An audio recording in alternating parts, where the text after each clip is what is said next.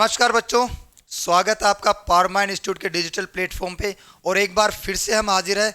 भले ही आज मकर संक्रांति है, फिर भी आज 7:15 बजे आपके लिए क्लासेस लग चुकी है। आज के सेशन को स्टार्ट करते हैं। आज है 15 जनवरी और 15 जनवरी को क्या है भाई, मकर संक्रांति पड़ रही है। 14 और 15 दोनों को एक साथ। तो आज 15 तारीख है। आज फिर से हम स्टार्ट करते हैं आज के सेशन को। कल की जो भी तारातरीन खबरें हैं, जो भी अपडेट है, चाहे वो नियुक्ति से संबंधित हो, अपॉइंटमेंट से संबंधित हो, ठीक है, चाहे वो देश विदेश से संबंधित हो, चाहे वो आर्ट और कल्चर से, कला संस्कृति से, इकोनॉमी वाणिज्य से, जो भी सेक्टर है सारे के सारे इसमें कवर होने वाले हैं। तो चलिए बच्चों स्टार्ट करते हैं। आज है मकर संक्रांति। देखो मकर संक्रांति में बड़ा कंफ्यूजन है बट्टो। सभी को मकर संक्रांति की शुभकामनाएं, सभी को लोहड़ी की शुभकामनाएं, सभी को पोंगल की शुभकामनाएं, ठीक है, और सभी को थल सेना दिवस की भी शुभकामनाएं। आज मकर संक्रांति है और सभी लोग पतंग उड़ा रहे हैं और पावर माइंड इंस्टीट्यूट हर एक चीज पर अपना 50% ऑफ दे रहा है। सुनहरा मौका है, जल्दी से जल्दी जाइए। और सभी जो भी आपके लिए बैच आ रहे हैं, चाहे वो एसएससी के लिए आप तैयारी कर रहे हैं, चाहे आप बैंकिंग के लिए तैयारी कर रहे हैं, आप किसी भी चीज़ के लिए तैयारी कर रहे हैं, पावर माइंड इंस्टीट्यूट की बेस्ट टीम आपको बेस्ट रिसोर्स देने की कोशिश करती है। तो 14 और 15 जनवरी को क्या है भाई, मकर संक्रांति, और सभी को मकर संक्रांति की शुभकामनाएं, ठीक है। पक्षियों को बचा के पतंग उड़ाना भाई, ठीक है, वो इंसान नहीं है, भले ही उसके अंदर जीव है, आत्मा है। बचा के पतंग उड़ाना, खाली आसमान में पतंग उड़ाना, ठीक है, धुंध में पतंग मत उड़ाना और पीछे मत चलना, ठीक है। छुट्टी देते वक्त पतंग के पीछे मत चले जाना, वरना नीचे जाओगे धड़ाम से। देखो पहले गिरते थे, सब लोग गिरते थे, बच जाते थे, कच्चे मकान हुआ करते थे, कच्ची छत हुआ करती थी। आजकल गिरोगे तो काम हो जाएगा भाई, ठीक है। चलिए स्टार्ट करते हैं सेशन को। देखो बेटा, जुनून रखो ऐसा कि लक्ष्य प्राप्त करने के लिए आपके अंदर लक्ष्य प्राप्त करने का जुनून होना चाहिए। कि जुनून रखो तो ऐसा रखो कि लक्ष्य प्राप्त किए बिना आपको चैन ना मिले। इसी से संबंधित एक लाइन स्वामी विवेकानंद जी ने कहा है कि जब तक तुम तुम्हारे लक्ष्य में पास नहीं हो जाते, तब तक सुख, चैन, नींद को सबको त्यागना पड़ेगा आपको, ठीक है, तभी सक्सेस मिलती है। तो जुनून रखो ऐसा कि लक्ष्य प्राप्त करने तक सभी नींद चैन को तुम त्यागो। और सपने पूरा करना हमारी चाहत है, और सपने पूरे होते कैसे हैं देखना, परीक्षा सफलता तक पहुंचने का माध्यम है।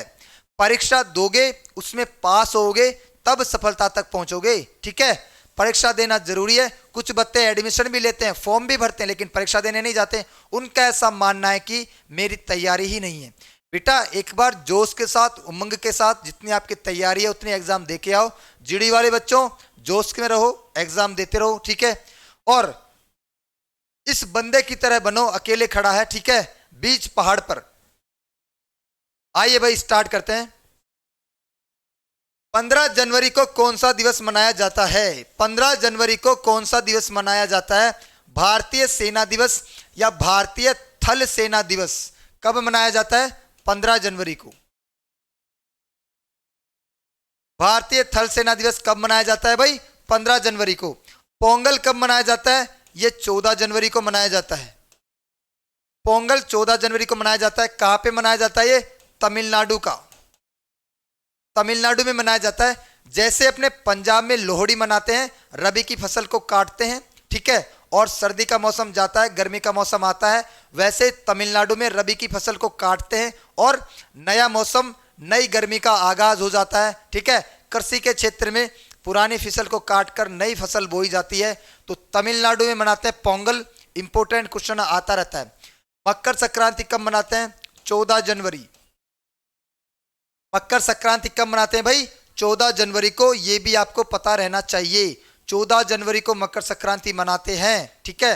पढ़ 15 की रही है, लेकिन स्टार्ट ये कल से ही हो गई है। मैंने कल वाले वीडियो में बताया था 14 तारीख को 8:21 पर मकर संक्रांति स्टार्ट हो गई है और आज तक चलने वाली है। तो मकर संक्रांति पड़ती 14 को है, लेकिन वो कुछ ऊपर नीचे हो गया है, ठीक है। अमावस्या के चक्कर में, पूर्णिमा के चक्कर में, उस चक्कर में 14-15 दोनों को वो पड़ रही है। तो मकर संक्रांति 14 को। राष्ट्रीय युवा दिवस 12 जनवरी को। राष्ट्रीय युवा दिवस कब मनाते हैं? 12 जनवरी को मनाते हैं हम। और क्यों मनाते हैं? स्वामी विवेकानंद की जयंती है। 14 जनवरी।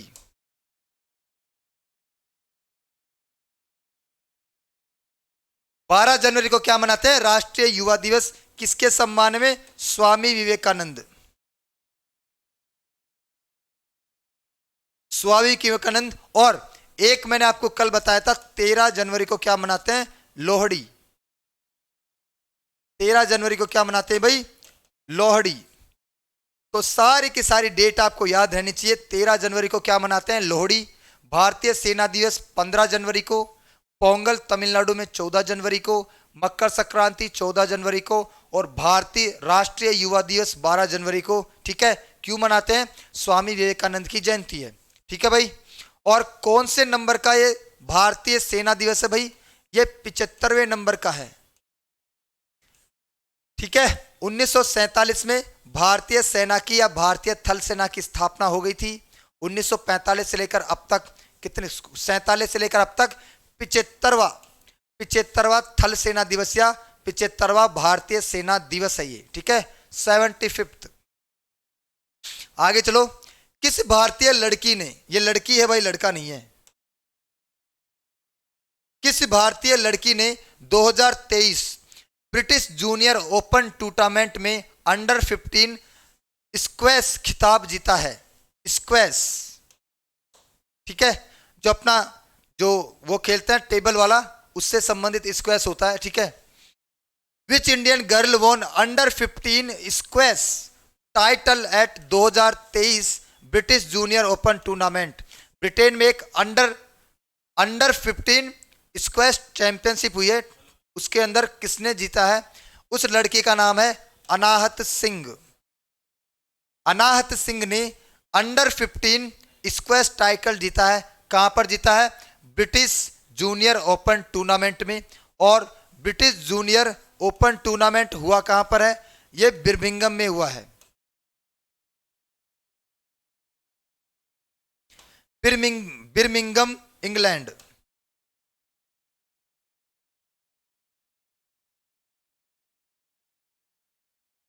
बिर्मिंघम इंग्लैंड में पड़ता है और इंग्लैंड में ही हुआ है। आप सभी को पता है, मैंने बताया था इंग्लैंड क्या है, ब्रिटेन क्या है, ग्रेट ब्रिटेन क्या है, यूनाइटेड किंगडम क्या है। ठीक है, फिर से बताने की जरूरत तो शायद होनी नहीं चाहिए। ठीक है, बता देता हूं एक बार फिर से। देखो भाई,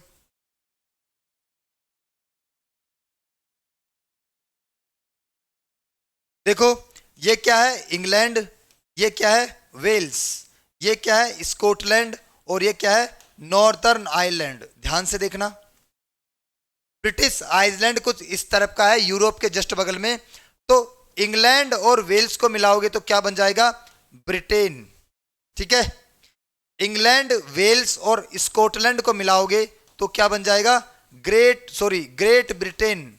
और इंग्लैंड, वेल्स, स्कॉटलैंड और नॉर्दर्न आयरलैंड को मिला दोगे तो क्या बन जाएगा? यूके। ठीक है, तो तीनों चारों चीजें एक ही देश के नाम है। कंट्रोल कौन करता है? इंग्लैंड में है। ठीक है, इंग्लैंड की राजधानी लंदन में इनकी पार्लियामेंट चलती है। बाकी इनकी अपनी अपनी पार्लियामेंट चलती है, लेकिन कंट्रोल कौन करता है? इंग्लैंड कंट्रोल करता है। तो अनाहत सिंह ने ये टाइटल जीता है। ठीक है, 2023 ब्रिटिश जूनियर ओपन टूर्नामेंट। किस चीज का टाइटल था ये? स्क्वैश का। ठीक है, स्क्वैश का टाइटल था और बिर्मिंघम इंग्लैंड में हुआ ये। ठीक है बच्चों, आगे की तरफ चलते हैं।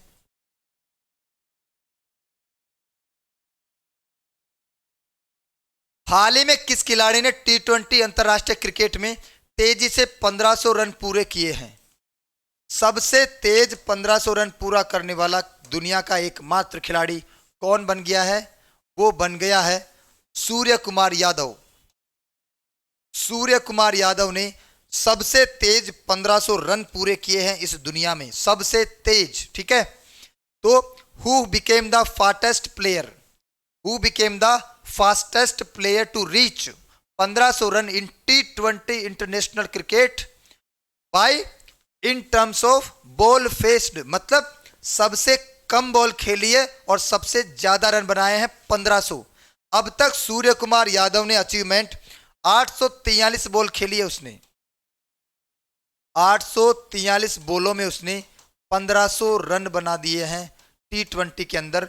बहुत बड़ा अचीवमेंट है।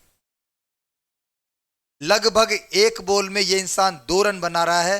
843 बॉल में 1500 रन बनाने का टारगेट इसने सेट कर दिया है, दुनिया में सबसे ज्यादा। ठीक है, कम बॉल खेली है सबसे ज्यादा और 1500 रन का अचीवमेंट किया है इसने। इससे पहले ये अचीवमेंट बहुत से लोगों के नाम है, ठीक है, जैसे विराट कोहली हो गया, केएल राहुल हो गया, विराट कोहली। अच्छा, एक बात ध्यान रखना, इसने जो टोटल इनिंग ली है वो 43 ली है। 43 इनिंग में इसने ये टारगेट प्राप्त किया है। विराट कोहली ने ये टारगेट 39 इनिंग में ही प्राप्त कर लिया है। 39 इनिंग।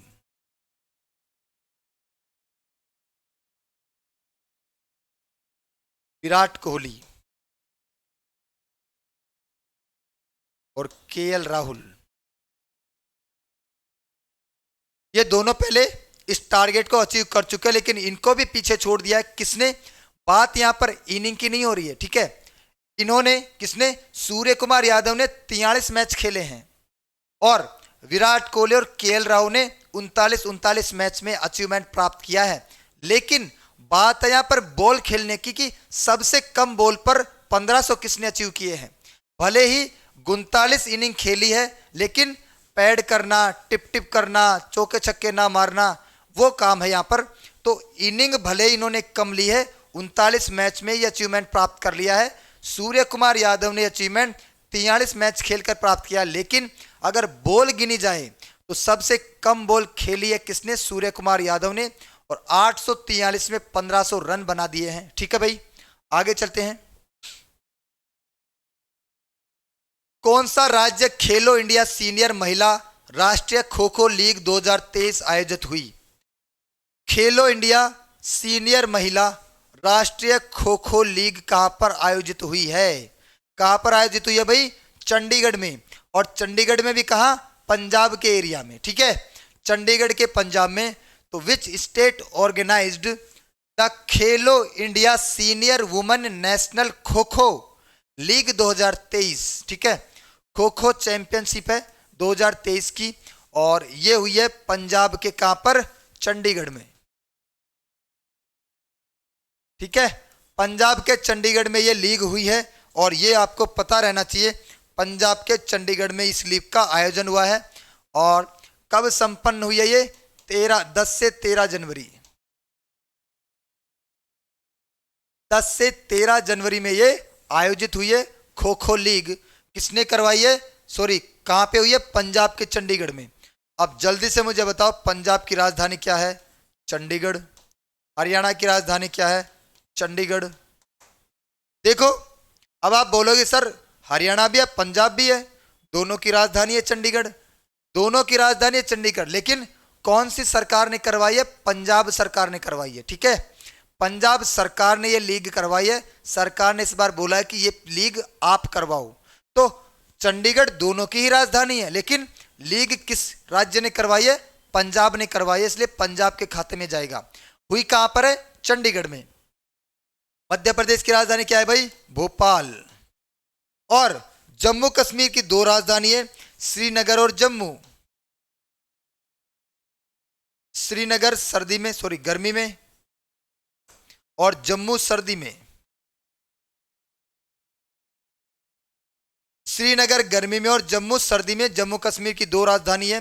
पंजाब के मुख्यमंत्री कौन है? भगवंत मान। और गवर्नर कौन है? बनवारी लाल पुरोहित। राज्यपाल या गवर्नर। सीएम कौन है? भगवंत मान। बनवारी लाल पुरोहित।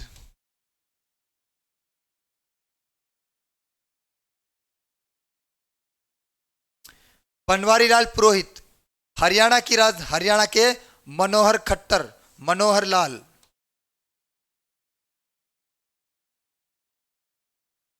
मनोहर लाल और बंदारू दत्तात्रेय, इसके क्या है? राज्यपाल। बंदारू दत्तात्रेय। बंदारू दत्तात्रेय क्या है इसके? राज्यपाल। और मध्य प्रदेश की है भोपाल, और शिवराज सिंह चौहान।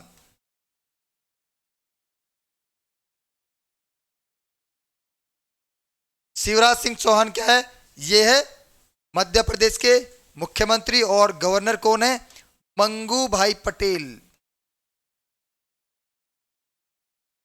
मंगू भाई पटेल। जम्मू कश्मीर का चीफ मिनिस्टर कोई भी नहीं है इस वक्त, वहां पर राष्ट्रपति शासन लगा हुआ है। वहां का उपराज्यपाल है मनोज सिन्हा।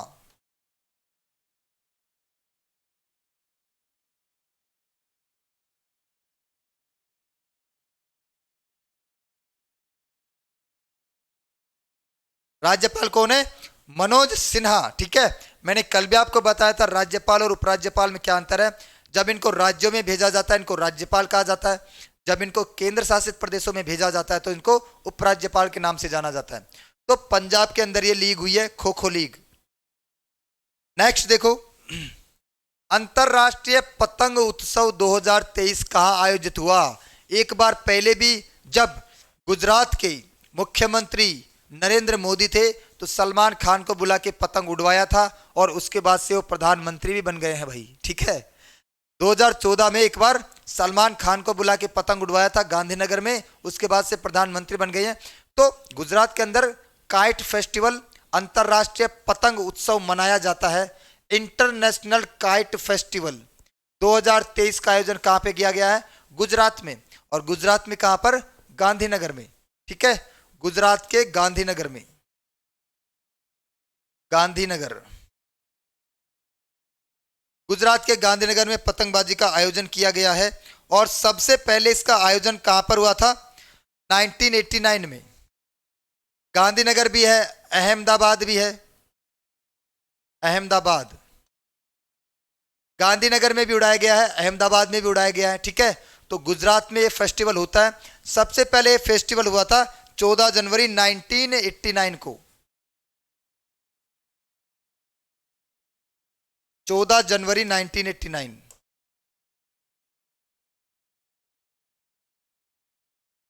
पहली बार 14 जनवरी 1989 को ये पतंगबाजी का आयोजन हुआ था और तब से प्रत्येक वर्ष बड़े हर्षोल्लास के साथ ही मनाया जाता है। बड़े बड़े लोग आते हैं, देश विदेश के लोग आते हैं, नागरिक आते हैं, पार्टिसिपेट करते हैं और पतंगबाजी का मजा लेते हैं। इस बार भी 68 देशों से ज्यादा लोग आ रहे हैं। लगभग 68 देशों से लोग इसमें पार्टिसिपेट करने वाले हैं। ठीक है, 68 से ज्यादा देशों के लोग पार्टिसिपेट करते हैं। मनाते क्यों है? मकर संक्रांति का पर्व है भाई, पतंग तो उड़ेंगे ही। ठीक है, और अब हम बात करते हैं थोड़ी सी, गोवा की राजधानी क्या है? गोवा। पणजी। केरल की तिरुवनंतपुरम। महाराष्ट्र की मुंबई। गुजरात की गांधीनगर। गुजरात की राजधानी क्या है? गांधीनगर। प्रमोद सावंत क्या है? गोवा के मुख्यमंत्री। एक तरफ मैं मुख्यमंत्री एक तरफ राज्यपाल लिखने वाला हूं। प्रमोद सावंत। प्रमोद सावंत क्या है? गोवा के मुख्यमंत्री। और पीएस श्रीधरन पिल्लई राज्यपाल हैं। पीएस श्रीधरन पिल्लई। पीएस श्रीधरन पिल्लई क्या है? राज्यपाल। केरल की बात करें तो पिनारई विजयन। पिनारई विजयन क्या है? सीएम है। और राज्यपाल कौन है? आरिफ मोहम्मद खान। आरिफ मोहम्मद खान। उसके बाद महाराष्ट्र की अगर हम बात करें तो महाराष्ट्र के हैं एकनाथ शिंदे।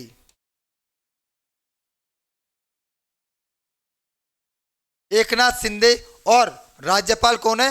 भगत सिंह कोश्यारी। भगत सिंह कोश्यारी।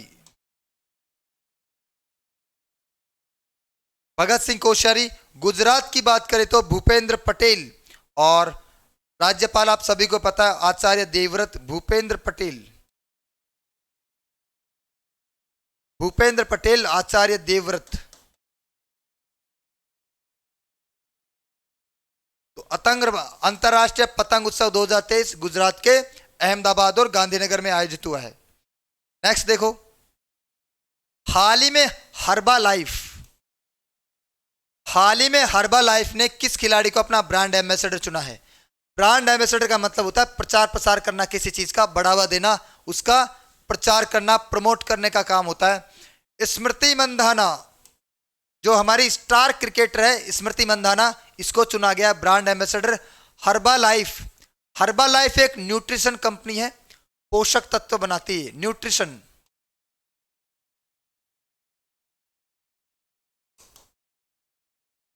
पोषण से संबंधित ये चीजें बनाती है हर्बा लाइफ। और ऐसा नहीं कि स्मृति मंदाना पहली है, इससे पहले भी बहुत सारे खिलाड़ियों को ये अपना ब्रांड एम्बेसडर बना चुकी है, जैसे विराट कोहली हो गया, लक्ष्य सेन हो गया, ठीक है, मणिका बत्रा हो गई, इसके अलावा मैरी कॉम हो गई, और उसके बाद अब कौन है, स्मृति मंदाना। देखो कौन कौन इसके ब्रांड एम्बेसडर पहले से मौजूद है हर्बा लाइफ के। विराट कोहली,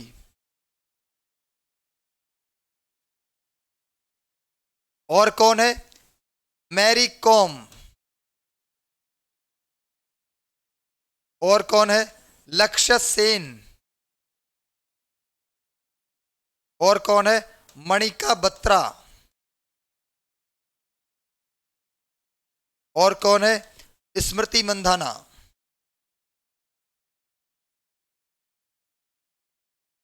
और कौन है, स्मृति मंधाना। तो बड़े बड़े स्टार को ले रखा है भाई। न्यूट्रिशन की कंपनी है, न्यूट्रिशन बनाती है, पोषक तत्व बनाती है, ठीक है। हर्बा लाइफ, इसने अभी अभी स्मृति मंदाना को ब्रांड एम्बेसडर चुना है, बहुत इंपॉर्टेंट है। इससे पहले कौन कौन थे, विराट कोहली, मैरी कॉम, लक्ष्य सेन, मणिका बत्रा, और अब इस लीग को कौन शामिल हो गया है, स्मृति मंदाना। तो हर्बा लाइफ के यूनिवर्स में कौन शामिल हो गया है, स्मृति मंदाना। इसके बाद नेक्स्ट क्वेश्चन की तरफ चलते हैं। हाल ही में किसे जयपुर फिल्म फेस्टिवल में जयपुर फिल्म फेस्टिवल अभी अभी संपन्न हुआ है, और इसमें लाइफ अचीवमेंट अवार्ड मिला है किसी ना किसी को। Life achievement award, who has been recently honoured with lifetime achievement award at Jaipur film festival. Jaipur film festival का 15वां संस्करण हुआ है, 15th एडिशन, 15वां संस्करण हुआ है। और अर्पणा सेन, अर्पणा सेन पहले तो बंगाली एक्ट्रेस भी थी, राइटर भी थी, डायरेक्टर भी थी, ठीक है। ये एक्ट्रेस भी है,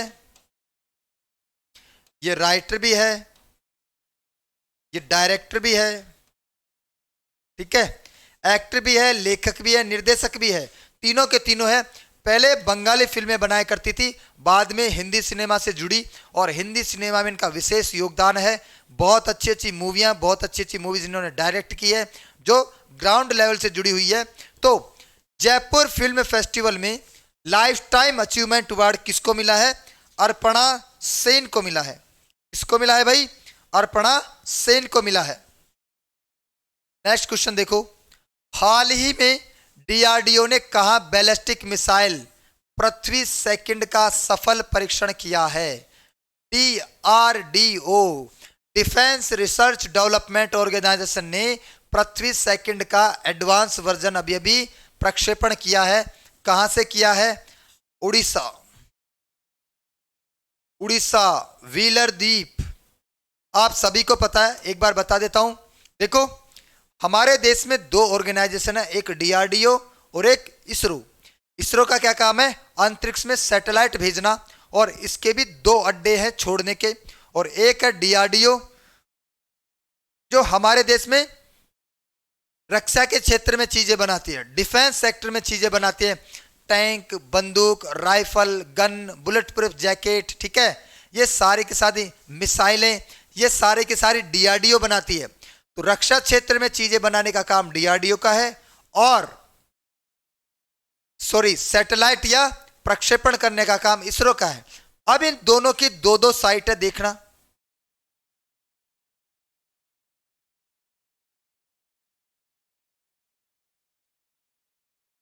सभी देखो भाई ध्यान से,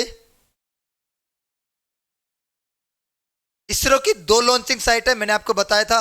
एक तो कहां पर है, केरला में, आंध्र प्रदेश में श्रीहरिकोटा सतीश धवन अंतरिक्ष केंद्र, आंध्र प्रदेश श्रीहरिकोटा सतीश धवन अंतरिक्ष केंद्र, एक तो ये लॉन्चिंग साइट है इसरो की, और एक कहां पड़ती है, केरल के थुम्बा में, केरल के तिरुवनंतपुरम में थुम्बा में पड़ता है विक्रम साराभाई अंतरिक्ष केंद्र। क्या नाम है भाई, केरल के थुम्बा में जो लॉन्चिंग साइट है इसरो की, वो क्या नाम है, विक्रम साराभाई अंतरिक्ष केंद्र थुम्बा। दोनों साइट है किसकी, इसरो की। और तीसरी बनने जा रही है तमिलनाडु में, तीसरी बनने जा रही है तमिलनाडु के अंदर कुलशेखपुरम में, ठीक है, कुलशेखपट्टनम में बनने जा रही है। और दो ही लॉन्चिंग साइट किसकी है, डीआरडीओ की। डीआरडीओ का क्या काम है भाई, डीआरडीओ का काम है रक्षा उपकरण बनाना। तो अगर रक्षा उपकरण जैसे बॉम्ब का परीक्षण करना है, ठीक है, बॉम्ब का परीक्षण करना है, गन का परीक्षण करना है, टैंक का परीक्षण करना है, ठीक है, बंदूक का परीक्षण करना है, इन चीजों का परीक्षण किया जाता है पोखरण में। राजस्थान के पोखरण में रक्षा क्षेत्र में होने वाले चीजों का परीक्षण किया जाता है। कौन कौन सी, ध्यान से देखना, अपने टैंक हो गए, बंदूक हो गई, बॉम्ब हो गए, परमाणु बम हो गए, इन सब का कहां पे, यहां पर किया जाता है। बहुत बड़ा एरिया खुला है। लेकिन अगर मिसाइल का परीक्षण करना है डीआरडीओ को, अगर मिसाइल का परीक्षण करना है डीआरडीओ को, तो सिंपल सी बात है, यह आबादी वाला क्षेत्र है, ये जनसंख्या बाहुल्य क्षेत्र है, आबादी वाला क्षेत्र है। मिसाइल इधर से उधर हो गई तो बेड़ा गर्क हो जाएगा। अभी आपको पता है पाकिस्तान में हमने ब्रह्मोस दाग दी थी, यही रीजन था। ब्रह्मोस मिसाइल हमने यहां परीक्षण किया, पाकिस्तान में जाके निकल गई। पाकिस्तान का कहना है कि भारत ने जानबूझ के दागी है। अरे भाई जानबूझ के नहीं दागी, गलती से भी हो जाता है, ठीक है। इसलिए डीआरडीओ अपनी मिसाइलों का परीक्षण कहां से करता है, उड़ीसा के एपीजे अब्दुल कलाम द्वीप, या जिसका दूसरा नाम है व्हीलर आइलैंड, ठीक है। उड़ीसा में जो व्हीलर आइलैंड है, जिसका नाम बदलकर एपीजे अब्दुल कलाम आइलैंड कर दिया गया है, वहां से किया जाता है। क्यों, क्योंकि सेफ है। इसके आगे क्या है, पानी ही पानी है। अगर मिसाइल इधर उधर होती है, बीच में गिर जाती है, इधर उधर हो जाती है, तो पानी का एरिया है, कोई नुकसान नहीं है। मिसाइलों का परीक्षण डीआरडीओ व्हीलर आइलैंड उड़ीसा में करता है। और जो अपने टैंक, बॉम्ब, बंदूक वगैरह ये होता है, इनका परीक्षण कहां करता है, पोखरण में। तो दोनों की दो दो लॉन्चिंग साइट है भाई, ठीक है। जल्दी से लाइक, कमेंट और सब्सक्राइब कर दो भाई, गला बहुत तेज दर्द कर रहा है मेरा। चलिए भाई एक बार इन राज्यों को भी देख लेते हैं। तमिलनाडु, तमिलनाडु की राजधानी क्या है, चेन्नई। आंध्र प्रदेश की है अमरावती। उड़ीसा की है भुवनेश्वर। पश्चिम बंगाल की है कोलकाता। तो उड़ीसा में कहां पर है भाई, व्हीलर आइलैंड है, व्हीलर द्वीप। और व्हीलर द्वीप का नया नाम बदल के क्या रखा गया है, APJ Abdul Kalam, doctor APJ Abdul Kalam.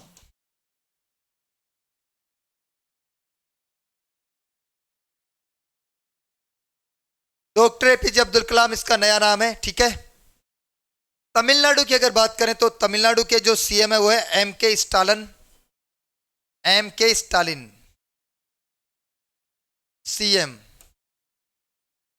M के स्टालिन। और राज्यपाल कौन है, राज्यपाल है आर एन रवि। राज्यपाल कौन है भाई, आर एन रवि। और आंध्र प्रदेश के वाईएस जगनमोहन रेड्डी।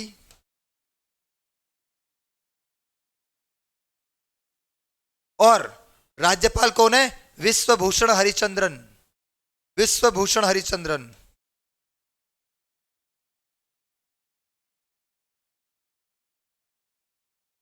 विश्वभूषण हरिचंद्रन राज्यपाल कहां के, आंध्र प्रदेश की। उड़ीसा के है नवीन पटनायक, गणेशी लाल। और गणेशी लाल, गणेशी लाल क्या है भाई, राज्यपाल। पश्चिम बंगाल की अगर हम बात करें तो चीफ मिनिस्टर कौन है, ममता बनर्जी। और राज्यपाल कौन है, सीवी आनंद बोस, सीवी आनंद बोस क्या है राज्यपाल। और उड़ीसा में जो व्हीलर आइलैंड है उसका नाम भी है भाई integrated test range, integrated test range. और कहां पर है ये? चांदीपुर में पड़ता है। तो जो उड़ीसा का व्हीलर आइलैंड है चांदीपुर है वहां पर जिले का नाम, और चांदीपुर में है क्या? Integrated test range. ठीक है भाई, आगे की तरफ चलते हैं। हाल ही में ईसीआईएल का सीएमडी किसे नियुक्त किया गया है? ईसीआईएल का CMD electronics corporation of India limited, electronics corporation of India limited, electronics corporation of India limited ECIL का चेयरमैन और एमडी। इसका मतलब क्या होता है भाई? चेयरमैन और मैनेजिंग डायरेक्टर, चेयरमैन और मैनेजिंग डायरेक्टर तो सीएमडी, शॉर्ट में बोलते हैं चेयरमैन और मैनेजिंग डायरेक्टर को सीएमडी। ये किसे नियुक्त किया गया है? ये अनुराग कुमार को नियुक्त किया गया है। किसको नियुक्त किया गया है? अनुराग कुमार को। क्या नियुक्त किया गया है? Who has been appointed as CMD of ECIL electronics corporation of India limited. Bharat की PSU है अनुराग कुमार। और 1967 में इसकी स्थापना होती है। और इसका हेडक्वार्टर कहाँ है भाई? इसका हेडक्वार्टर है हैदराबाद में।